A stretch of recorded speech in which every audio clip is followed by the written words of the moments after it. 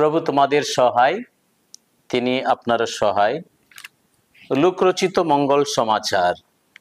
হে প্রভু, তোমার জয় হোক। যিশু একদিন তার শিষ্যদের বললেন, একজন ধনী লোকের এক নায়েব ছিল। তার বিরুদ্ধে এই অভিযোগ আনা হলো যে সে নাকি মনিবের ধন সম্পত্তি নষ্ট করে দিচ্ছে। তখন তাকে ডেকে পাঠিয়ে তিনি বললেন, তোমার সম্বন্ধে এইসব কি শুনছি? তোমার কাজের পুরো হিসেব দাও দেখি, কেননা তুমি আর নায়েবের পদে থাকতে পারবে না। নায়েব তখন মনে মনে ভাবতে লাগলো, এখন আমি কি করি?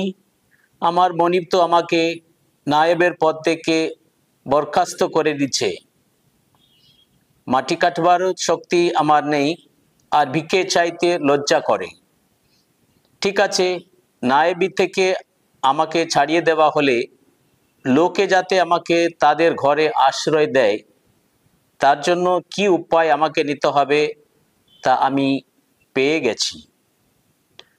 তারপর মনিবের কাছ থেকে যাদের ঋণ ছিল সে তাদের একে একে ডেকে পাঠালো। প্রথম জনকে সে বলল, আমার মনিবের কাছে তোমার কত দেনা আছে?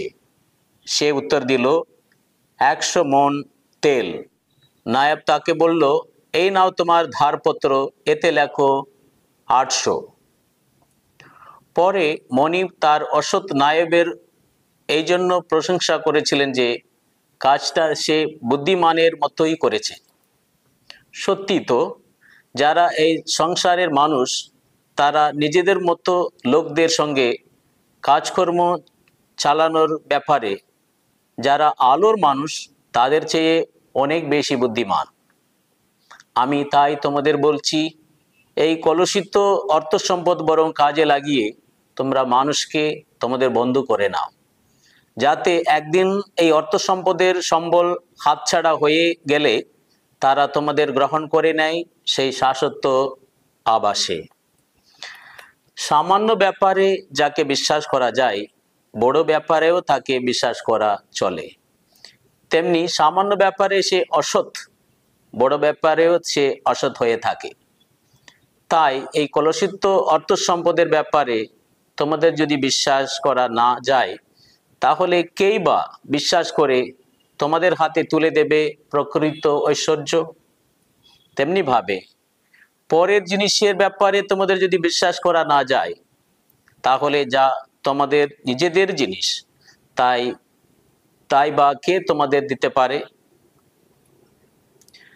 কোনো চাকর কখনো একই সঙ্গে দুই মনিবের সেবা করতে পারে না।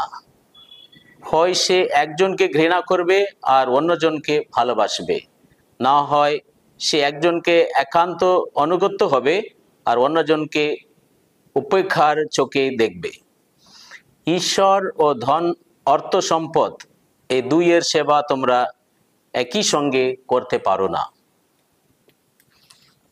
প্রভু যিশুর মঙ্গল সমাচার। প্রভু যিশু, তোমার মহিমা প্রচারিত হোক। খ্রিস্টে আমার প্রিয় ভাই বোনেরা, আজ 21 সেপ্টেম্বর 25তম রবিবারে আমরা প্রবেশ করছি। আমাদের লোকরচিত সমাজের যে পাঠ আমরা শুনছি, অনেক কিছু প্রভু যিশু তার শিষ্যদের, আমাদের সকলকে শিক্ষা দান করছেন। প্রভু যিশুর কথা আজকে আমাদের একটু মাথাটা, আমাদের চিন্তাটা নড়িয়ে দেবে। কেননা তিনি বলছেন, একজন অসৎ কর্মচারী, তাকে তিনি প্রশংসা করছেন। ওকে কাজে তিনি অন্যায় কাজ করেছে বলে ওকে ধরা পড়ে গেছে, কিন্তু তবুও ও এমন কাজ করেছে যিশুর চোখে যিশু তাকে প্রশংসা করছেন। কেন, এমন কি করলেন? মনিব তখন নায়েবকে কাজ থেকে সরিয়ে দেবে, সে নায়েবটা এমন কাজ করলো, কি করলো? ও যারা তাদের কাছে ঋণ নিয়েছিল তাদের কিছু মাফ করলো।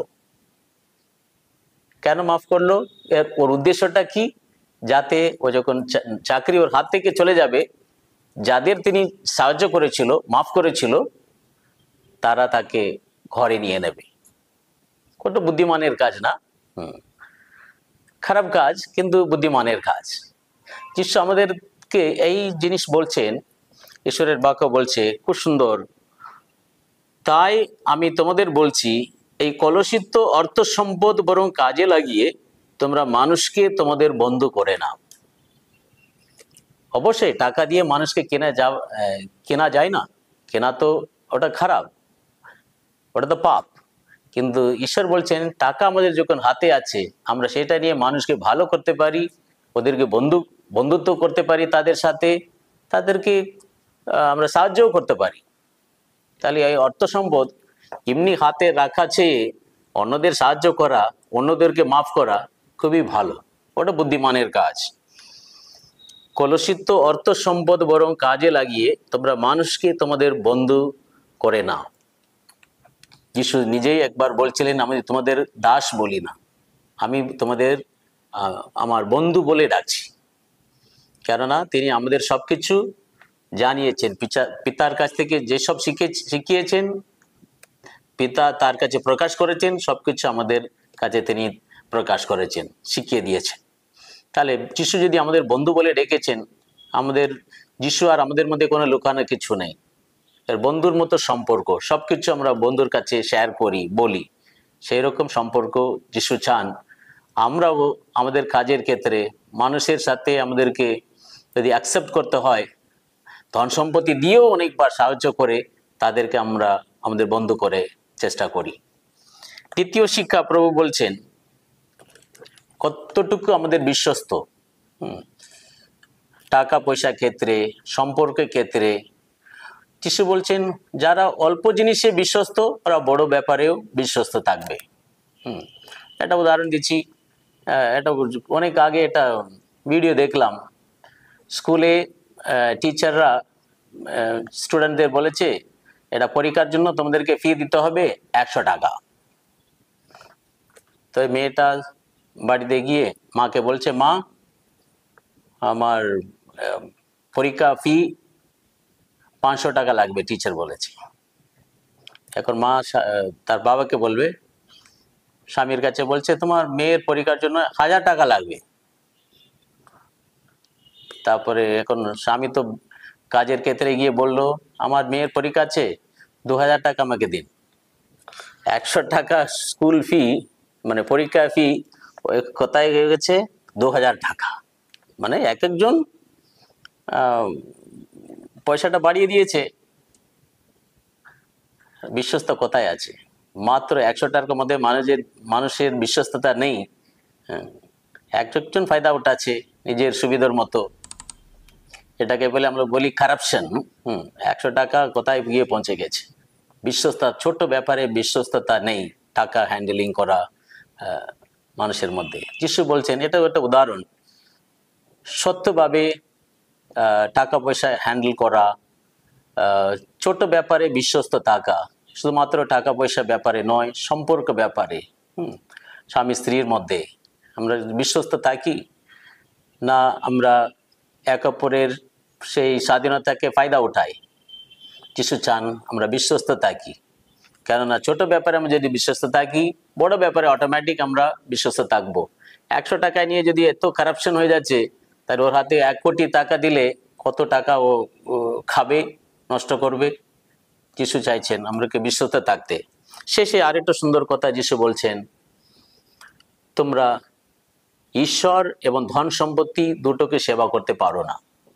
আমরা বাংলা ভাষায় বলি, 2 নৌকায় পা দিলে তুমি কোথাও পৌঁছাবে না।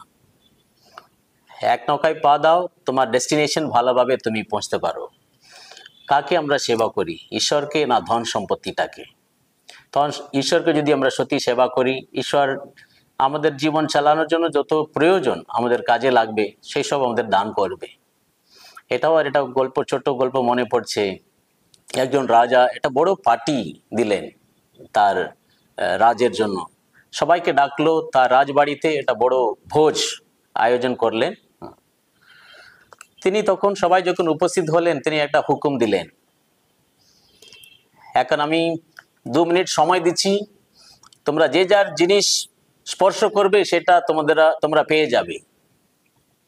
এটা তো আশ্চর্য জিনিস। তখন রাজবাড়িতে তো অনেক টাকা পয়সা থাকে, অনেক সোনা গয়না থাকে, অনেক দামি দামি জিনিস থাকে, সবাই ভাবছিল এখন আমি সব থেকে দামি জিনিস কি স্পর্শ করব, সেটা আমার হয়ে যাবে। সবাই পাগলের মতো এদিকে ওদিকে ছুটে বেড়াচ্ছে, দামি দামি জিনিসটাকে স্পর্শ করছে। তখন একটা ছোট মেয়ে ওই ভিড়ের মধ্যে আস্তে করে হেঁটে গিয়ে রাজার হাতটা ধরলো। রাজা অবাক হয়ে গেল, কেন সবাই তো পাগলের মতো এদিকে ওদিকে ছুটে বেড়াচ্ছে, দামি দামি জিনিসটা স্পর্শ করছে, তুমি কেন আমার হাতটা ধরছো কেন? তখন ওই ছোট মেয়েটা বলল, রাজা, এইসব জিনিস তোমার হাতে রয়েছে, যদি আমি তোমাকে যদি স্পর্শ করি এইসব জিনিস আমার হয়ে যাবে। খ্রিস্ট আমার প্রিয়জনেরা, ঈশ্বরের হাতে আমাদের সমস্ত ধন সম্পত্তি তার হাতে রয়েছে। আমরা যদি তাকে আপন করে নিই, সবকিছু তিনি আমাদের জন্য দেবেন। আমরা ঈশ্বরকে যদি পেয়ে গেছি, আমরা সবকিছু পেয়ে গেছি।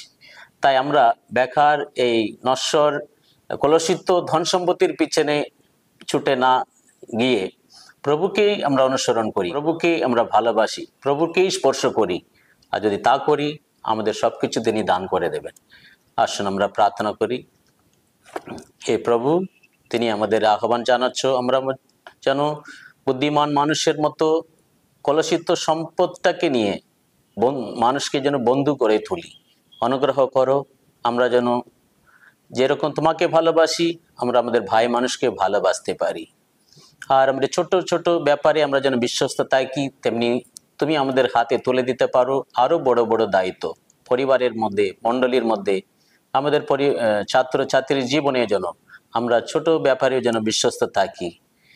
আর একটা প্রভু, আমরা যখন দুটো জিনিস আমাদের সামনে আছে, এই পৃথিবীর মোহ মায়া ধন সম্পত্তি আর তুমি, আমরা যেন তোমাকেই বেছে নিই, তোমাকেই ভালোবাসি, তোমাকে সেবা করি।